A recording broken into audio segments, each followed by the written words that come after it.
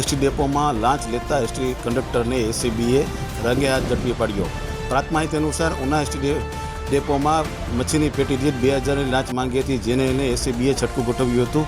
જ્યારે આજે એસીબીએ તે 2000ની લાંચ લેતા રંગે હાથ એસટી કંડક્ટરને ઝડપી પાડી અને તેના પર કાયદેસરની કાર્યવાહી કરી છે। ત્યારે ઉના તાલુકાના દરેક સમાચાર, લોકલ સમાચાર જોવા માટે અમારી ઉના ન્યૂઝ ચેનલ સબસ્ક્રાઈબ કરો તથા ધંધાકીય જાહેરાત આપવામાં અમારો સંપર્ક કરો।